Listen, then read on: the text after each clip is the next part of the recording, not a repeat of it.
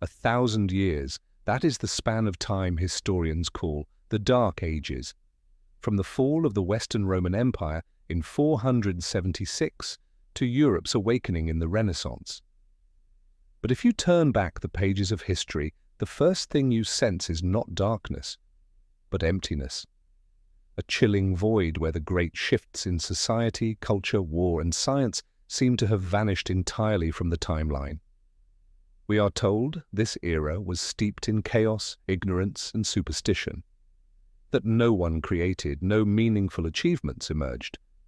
But have you ever asked yourself, how could that possibly happen?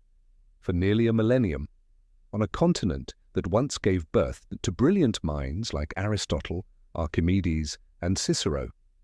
And more importantly, who labeled it the Dark Ages in the first place? No one other than the Church, or more precisely, those who seized control of knowledge, books, and the collective memory of a fallen civilization. When Rome collapsed and the secular world crumbled, the Vatican, in its early form as the Christian Church, rose like the lone beacon still standing. But the light it cast, was it truly meant to illuminate the way, or simply to blind the eyes? Entire libraries, schools, and research centers of the ancient world were burned or cleansed in the name of faith. Thousands of manuscripts in Greek, secular Latin, and Coptic quietly disappeared from the map of knowledge. Only those texts painstakingly copied into doctrinal Latin, a language accessible only to specially trained monks, were allowed to survive. And those surviving texts were kept nowhere else but within the monasteries, churches, and ultimately, the Vatican's secret archives. No secular power remained strong enough to resist. No independent scholarly system existed to verify the truth. For hundreds of years, what Europeans knew of their past was only what the Vatican allowed them to know. So was the Dark Ages truly an era of human backwardness? Or was it a manufactured fog designed to conceal something deeper, something darker? Perhaps history was not lost, merely sealed away. And if that is the case, the question is no longer what happened, but who wants you to never know that it happened at all? Tonight, let's drift together with Bedtime History into the flow of stories that have never been fully told, because perhaps within those forgotten fragments, we might just rediscover a piece of the truth about history, about the world, and about ourselves. The year was 476. It is the moment modern history books mark as the death knell of the Western Roman Empire. A child of royal blood, Romulus Augustulus was deposed by a barbarian general named Odoacer. An empire that had lasted for centuries, vanished after a bloodless coup. This event, according to historians today, signals the start of the Dark Ages. Yet the strange thing is this: no one living at that time called it a collapse. No funeral bells rang out from the Roman Forum. There was no grand funeral for an empire that had once conquered nearly the entire Western world. And, more unsettling still, no one truly recorded in detail what happened next.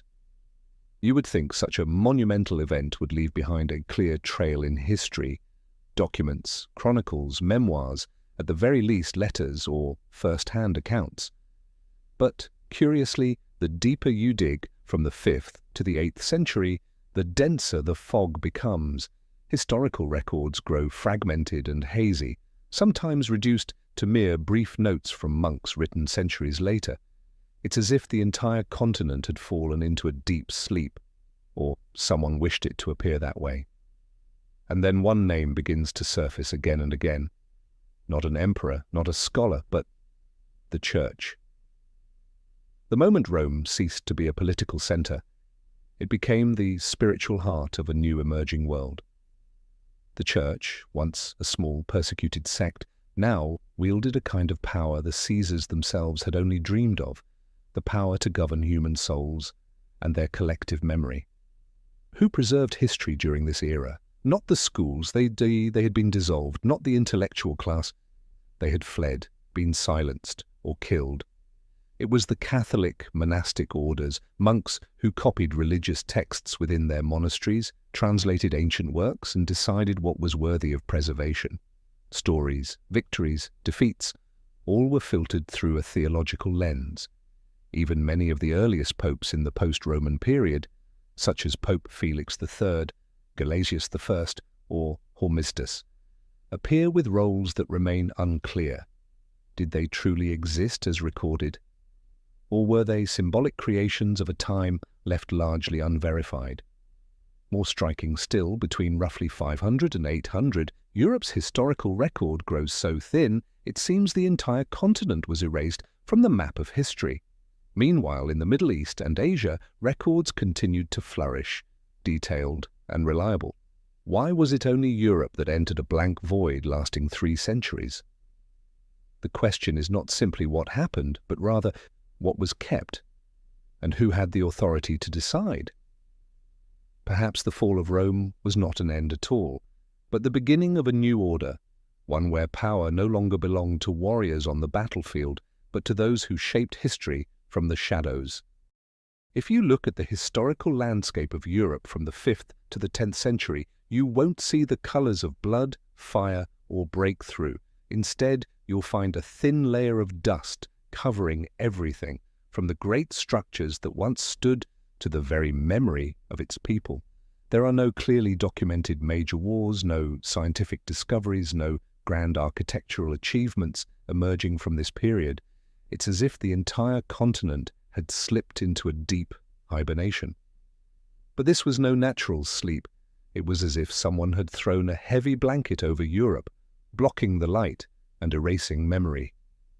Even cities that once thrived, Milan, Lyon, Cologne, left behind no new trace for centuries, no philosophical manuscripts, no paintings, no new maps, and strangest of all, no stories. Those who lived through that era, if they did, left no account, or their voices were erased by unseen hands. Meanwhile, if you glanced toward China during the Sui and Tang dynasties, it was a golden age. Block printing was invented, musical instruments evolved, and poetry reached new heights with masters like Li Bai and Du Fu. Further west in the Arab world, science flourished. The astronomer Al-Khwarizmi laid the foundations of algebra, the first public hospitals were established, and the Library of Baghdad held hundreds of thousands of ancient manuscripts. And Europe? Europe seemed unaware of gears, astronomy, or even the compass. In a world where the East was ablaze with light, the West appeared to have been drained of its memory. Who stood to gain from this? The answer lies not beyond Europe, but within it. And it had been there all along, quiet, unwavering, and growing ever stronger. The Church. When the people believed they were living through an age of darkness, when they were taught that their ancestors had been lost to superstition and ignorance, they would not question. They would not doubt the one truth preached from the pulpit, the Word of God, spoken through the mouths of priests. They would not seek knowledge, Kitid, because books no longer existed. They would not explore, because any pursuit of knowledge was deemed heresy. The Vatican didn't need to force compliance through violence. They only needed to set one definition: darkness, and let fear do the rest. In a world without war, without debate, without invention, one might assume that nothing happened. But sometimes the most prolonged silence is the clearest sign of a hidden crime, the erasure of an entire chapter of human history. History is not merely what happened, it is what has been told. And when the only voices left to tell the story belong to men in clerical robes, that story will reflect not an objective truth, but a carefully chosen one. After the fall of Rome, nearly the entire secular scholarly network of Europe collapsed. Public libraries were abandoned, secular schools closed their doors. Scholars, if they survived, either withdrew into isolation or bowed to the church in order to continue their work. In such a climate, the only places where manuscripts were still copied and preserved were within monasteries, hidden behind stone walls where the light of knowledge was allowed to filter through only narrow slits under strict supervision. But here lies a detail few notice. Ancient Roman and Greek texts were not simply copied word for word. They were rewritten in ecclesiastical Latin, a variant of the language shaped by theology, narrower in meaning, harder to understand, and accessible only to a specially trained clerical elite. While classical Latin had once served the realms of law, literature, and science, Church Latin became the key that locked away the treasure of human knowledge. And the consequences? The mathematical writings of Pythagoras, the political theories of Cicero, the natural philosophy of Aristotle, if deemed incompatible with church doctrine, were reinterpreted or simply left uncopied. Thousands of works labeled heretical, pagan, or unnecessary for the salvation of souls were burned, lost, or consigned to the dark vaults where no one could ever reach them again. Thus began a new era, one in which knowledge was no longer a light to enlighten mankind, but a tool to control it. If someone wished to learn history, they had to go through a priest. If they wanted to read an ancient text, they required permission and were taught to interpret it the right way. Independent verification vanished. Debate was forbidden. History became doctrine, and doctrine could not be challenged. It is often said history is written by the victors. But in this case, the victors did not need to rewrite the story from scratch. They only needed to preserve what served their purpose and let the rest fade into oblivion. And so, within the shadows of stone monastery walls, a new version of history was crafted, not with blood and fire, but with ink and silence. Throughout history, there are silences so profound they make us wonder, did those periods truly exist? A bold theory, known as the phantom time hypothesis, sent shockwaves through the historical community in the late 20th century.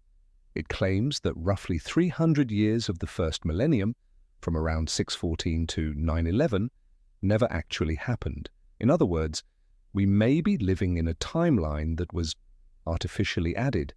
At first, the idea sounds absurd, but when you examine the scattered clues within European historical records, it begins to send a chill down your spine. Why are there so few reliable events recorded during that span? Why do historical texts from different regions contradict one another when dating the same events? Why do certain kings, battles, even entire dynasties, appear to be mere copies of earlier history, only with different names? One striking example, Charlemagne, supposedly ruling in the early 9th century, shares uncanny similarities with Constantine the Great of the 4th century. From military campaigns, forms of governance, even down to administrative reforms, everything seems like a reprint of the past, yet no one dared to question it. And who had both the power and the motive to manipulate the very flow of time? Scholars often point to three names: Otto III, Holy Roman Emperor, the monk and historian Gerbert of Aurillac, later Pope Sylvester II, and of course, the Vatican. If extra years could be inserted into history, kings could ascend the throne at the divinely appointed moment. An empire could legitimize its rule in the eyes of God simply by adjusting the timeline. And if the Church wished to declare its authority as granted by prophecy, then the timeline itself became the perfect tool. Curiously, the Vatican has never publicly refuted this theory, but neither have they confirmed it. As with many moments in history, the Church's silence is not a denial. It is a way to keep every possibility within their grasp so that no one can verify or disprove the truth. A force that controls both knowledge and time has no need to argue. It need only outlast all doubt. And so we may be living within a history that has been edited, like a theological manuscript crafted by those who understand how to wield time as a tool of dominion, not through weapons, but through the calendar. Perhaps the world we inhabit is not only fragmented, but staged, a theatre where the past is curated, the future is guided, and the present, a place where real memories and fabricated ones intertwine in silence. If you open the list of popes recorded by the Vatican from the 8th to the 10th century, you'll find a long succession of names, each titled Vicar of Christ on Earth. But here's the strange part. For many of them, there is no concrete evidence they ever truly existed. From Pope Sabinian and Stephen III to names like Valentine, Donus II, and even John XIV, most of the records about them exist solely in documents preserved by the Vatican itself, with no independent confirmation from sources outside the Church. There are no relics, no contemporary accounts, no significant actions recorded, only brief and vague biographical notes. Secular historians have begun to ask, did these popes truly exist, or were they products of a historical reconstruction, filling in the blanks of a period that may have been erased, or perhaps never occurred, the way we've been led to believe? Rewriting the list of popes is not just an exercise in preserving the past, it is a powerful tool for shaping the legitimacy of present authority. If a pope in the 11th century wished to prove that his position was an unbroken line of succession from St. Peter, the first chosen by Christ, then the chain could not appear broken. Each papal reign had to serve as a sacred link in an unbroken chain.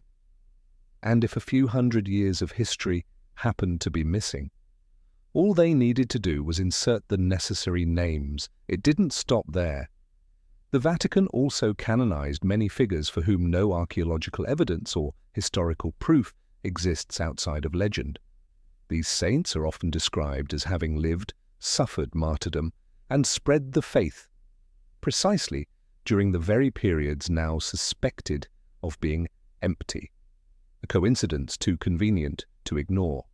Relics, bones, and miraculous stories surfaced just in time, as if crafted to complete a narrative written in advance, and in that grand narrative the Vatican was not merely a witness, it was the director. What did this systematic creation achieve? It built a sanctified history, one that conveyed a sense of timeless endurance and divine authority for the Church, a power that could not be questioned, for it appeared to flow directly from God through an unbroken lineage. And so, no one dared to ask, if one pope never existed, how much more of history has been fabricated simply to preserve the illusion of uninterrupted power? When memory is shaped by belief, and belief is controlled by those who hold history in their hands, then truth, even if it once existed, becomes just one version among many permitted by those in control. If there is one thing that cannot be forged, it is the movement of the heavens. A total solar eclipse, occurring at a specific location on a specific day, can be predicted and verified with near-perfect accuracy, both in the past and the future. It is a cosmic clock immune to politics or belief, and for that reason, astronomy has long been the most powerful tool for verifying historical timelines. But when modern researchers began comparing ancient eclipse records with the dates found in European history during the so-called Dark Ages, they uncovered troubling inconsistencies. Eclipses documented in ancient Greek, Jewish, or Chinese texts, when cross-referenced with Western historical accounts, often had no corresponding event. Conversely, certain historical events claimed to have occurred on the day of an eclipse took place under clear skies. The discrepancies were not a matter of days, but sometimes decades, even centuries. So what happens when the truth written in the stars does not match the history written on Earth? In medieval Europe, astronomers, instead of being encouraged to investigate, were pressured to adjust their calculations to align with the Church's official timeline. If a celestial phenomenon didn't fit the accepted historical framework, it was branded erroneous, heretical, or even a trick of the devil. We often forget the Vatican once held sway over some of the most powerful astronomers in the world. The Vatican Observatory, the Spicola Vaticana, was formally established in the 16th century, but long before that the tracking of celestial movements was quietly conducted and recorded by members of the clergy. These records, never made public, formed a private database of time, space, and the shifting of history itself. Whoever controls astronomy controls the ability to redraw the timeline, and so the truth was bent to fit the religious history imposed by the Church. The sky did not lie, but men rewrote what the sky had to say. Today, modern algorithms allow us to reverse calculate astronomical events with precision down to the minute. And the gaps in European history grow harder to explain. Events once proclaimed as sacred, witnessed by the heavens with an eclipse, leave no actual trace in the sky. And the Vatican? They remained silent. Throughout the Middle Ages, those who dared to look to the stars and speak truths that conflicted with the Church's earthly narrative were silenced. Giordano Bruno was burned alive. Galileo was forced to recant, not because they were wrong, but because they had touched the forbidden, the true clock of the cosmos. Once humanity loses its ability to accurately know where it stands in the flow of time, memory becomes fertile ground for all manner of myth. And the Vatican, by controlling the light from the sky, shaped how the world would forever see the darkness. It is often said that for nearly a millennium after the fall of the Roman Empire, Europe was plunged into an intellectual darkness. People had no knowledge of how vast the world truly was, no understanding of what lay across the oceans, and certainly no accurate maps. But if that is true, where did the ancient maps, dating back centuries before the Renaissance, come from?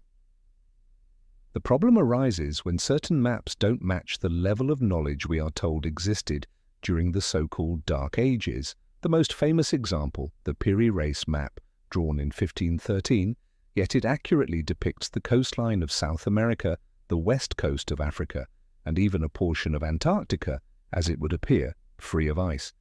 According to Piri Reis himself, this map was compiled from many ancient source maps, the origins of which remain unexplained to this day.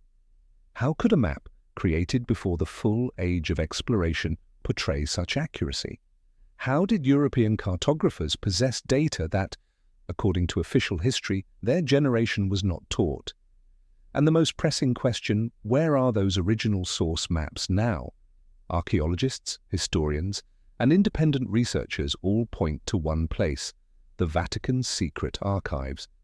Buried deep underground, behind layers of access restrictions and prohibitions, the Vatican holds one of the largest collections of ancient maps in the world. Yet less than 1% of this collection has ever been made public. The rest remains sealed, unsearchable, unverified, uncopied. And among those fragile sheets of parchment lie geographic traces that no one can explain through conventional logic.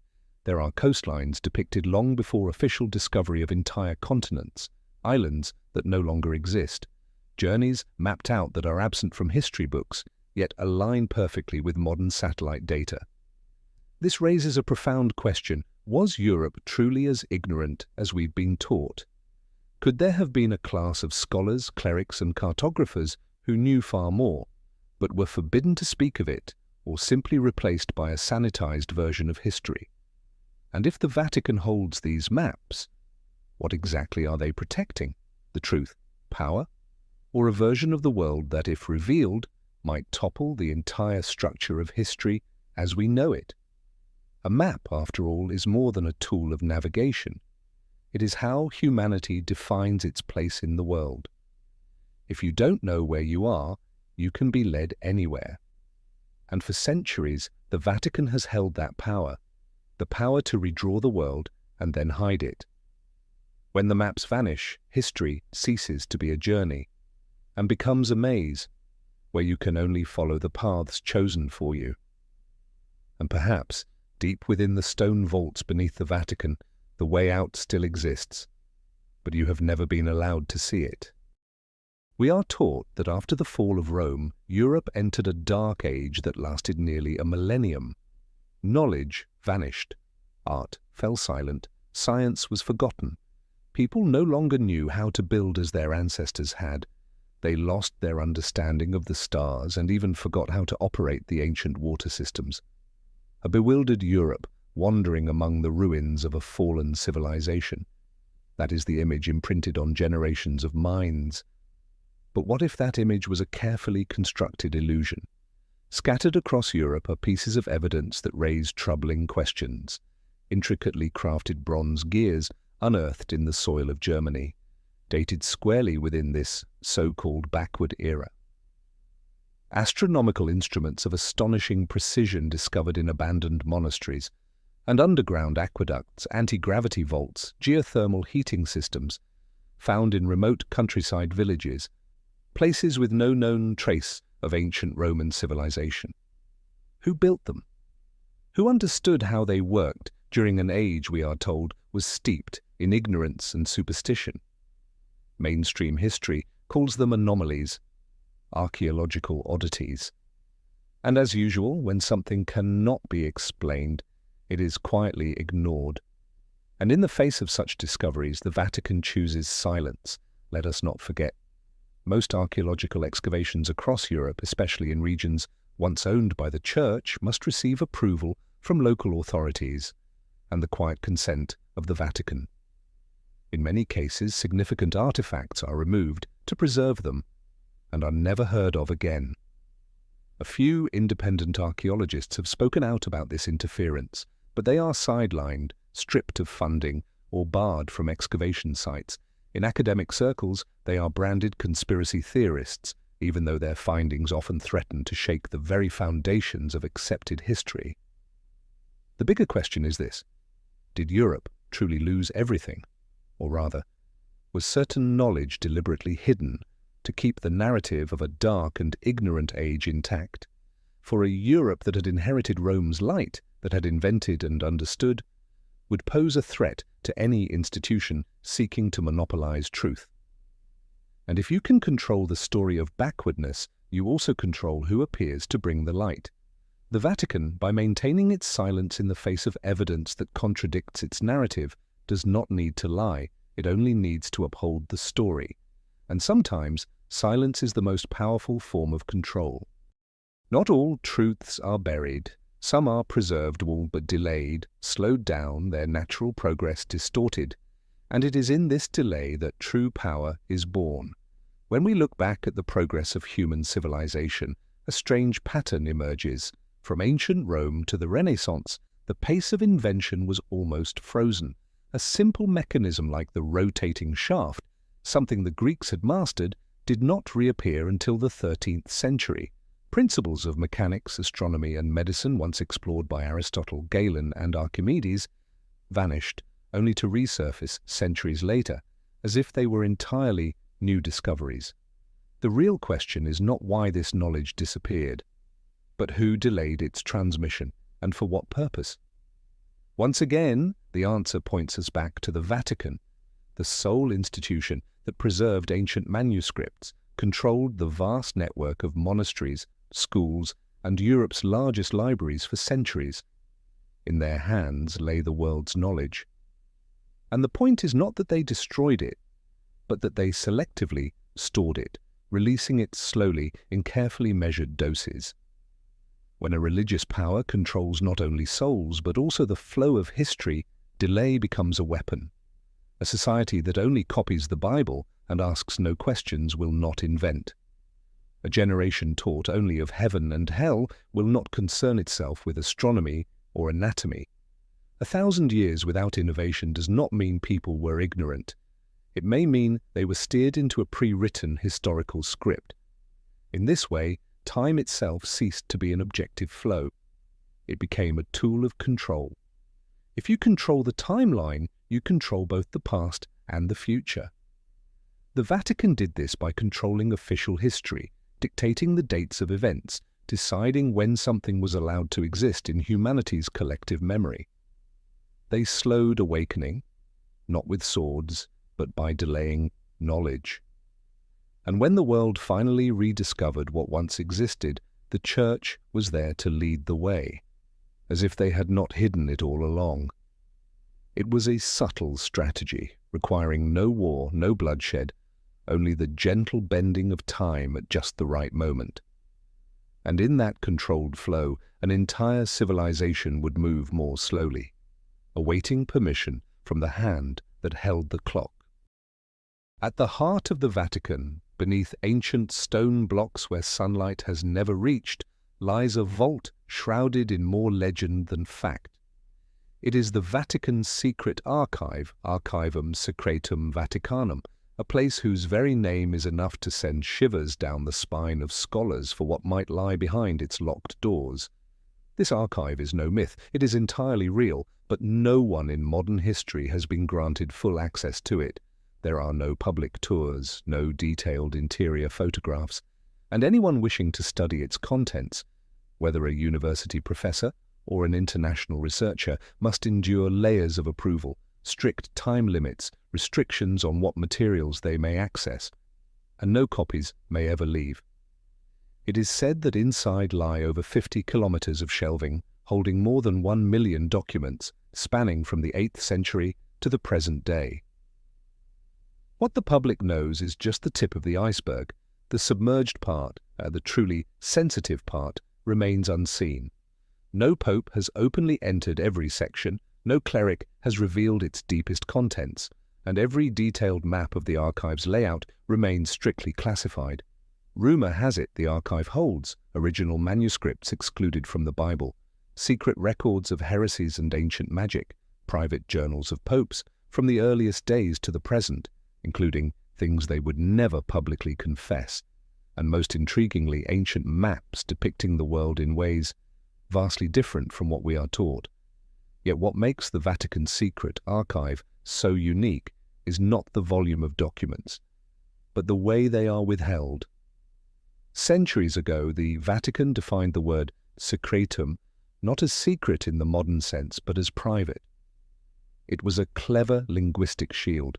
We are not hiding, we are simply keeping it private. But if what you are keeping private includes the truth about human history, is it still just an archive? No one knows exactly what is concealed within. But everyone knows this: if there is any place on earth capable of guarding the missing pieces of history, it is this one. Not because of its depth, but because of the absolute silence that surrounds it. And when a religious institution holds a library where even kings, professors, and scholars cannot freely enter, then perhaps true power does not rest upon a throne, but upon a shelf no one has yet been allowed to fully read. There are documents that were not lost, not damaged, not destroyed by war, but simply hidden, carefully, systematically, intentionally.